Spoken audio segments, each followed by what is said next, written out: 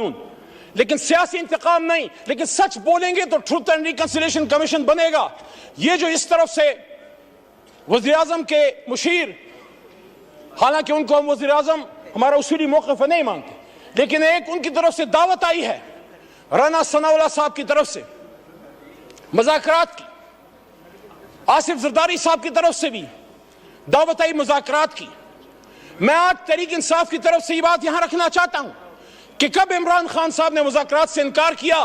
5 اگست کو جب گرفتار ہو رہے تھے، جب ان کو اٹھایا جا رہا تھا، تو میرے جناب ڈپٹی اسپیکر صاحب انہوں نے اس دن بھی کہا کہ ہم سب سے بات کرنے کے لیے تیار ہیں، لیکن بات کی نکات کیا ہوں گے؟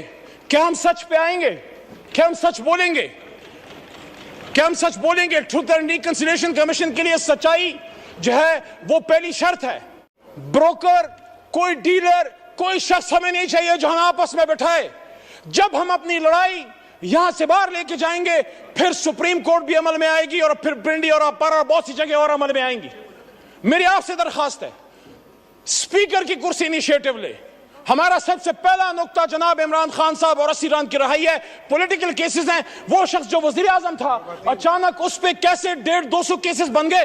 He's a political prisoner. He's a prisoner of conscience. And I'm not defending whatever atrocities have been done to him in the past. اگر ہم اس پہ جائیں گے تو پھر بات حل نہیں ہوگی۔ یہاں اعجاز الحق صاحب بھی موجود ہیں، ان سے احترام کا رشتہ ہے، لیکن جو ہوا ماضی میں وہ ٹھیک تو نہیں تھا۔ اگر ہم یہاں اپنے کربناک اور دردناک ماضی پہ شرمندہ نہیں ہوں گے، سچ نہیں بولیں گے، ملک نہیں جائے گا آگے۔ جس نے ماضی میں غلط کیا ہم تو نہیں تھے، ہم اپنے پرکھوں کی اچھی باتوں کو یاد کرتے ہیں، غلط باتوں کو ڈیفینڈ ہم نہ کریں۔ میرا دادا پیر محمد صاحب 1927 کا مسلم لیگی تھا اس زمانے میں، آج والا نہیں۔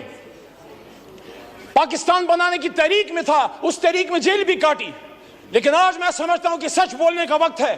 جہاں مجھے اس پہ فخر ہے کہ تحریک پاکستان کا کارکن تھا، جناح کا ساتھی تھا، جیل کاٹی، پاکستان کے لیے تکلیف اٹھائی، وہاں جب وہ فیڈرل منسٹر فور ریونیو بنے، میرے خیال میں ان کو ایوب خان صاحب کی کیبنٹ میں وزیر نہیں بننا چاہیے تھا۔ آج وقت ہے کہ سب سچ بولیں۔ میں سمجھتا ہوں کہ میرے دادا پیر محمد خان صاحب کو مرحوم ضیاء الحق صاحب کی شورا میں نہیں ہونا چاہیے تھا۔ ایز اے ڈیموکریٹ احترام کا رشتہ آج بھی اعجاز صاحب سے ہے، اور کل بھی رہے گا، اور انشاءاللہ مرتے دم تک رہے گا، لیکن سچ تو کوئی یہاں بولے۔ میں جس طرح پشیمانی کا اظہار کر رہا ہوں کہ میرا دادا وہ پاکستان بنانے کی تحریک کا سپاہی تھا، ریولوشنری تھا، لیکن ایک غلطی ان سے ہوئی۔ میں ایکسپیکٹ کرتا ہوں کہ میرا چھوٹا بھائی ہے بلاول صاحب، چیئرمین ہے تحریک پیپلز پارٹی کا، ان کے خاندان نے قیمت چکائی ہے، لیکن ان کے دادا بھی فورن منسٹر تھے، ذوالفقار علی بھٹو صاحب ایوب خان صاحب کے ساتھ۔ ہم سب کو ان سچائیوں کی طرف آنا پڑے گا۔ بعد میں انہوں نے قیمت چکائی، جس کو ہم آج اپریشیٹ کرتے ہیں۔ میں نے اپنے لیڈر سے زیادہ آپ کے لیڈران کی بات کی ہے، لیکن آج میں یہ بات دوبارہ رکھنا چاہتا ہوں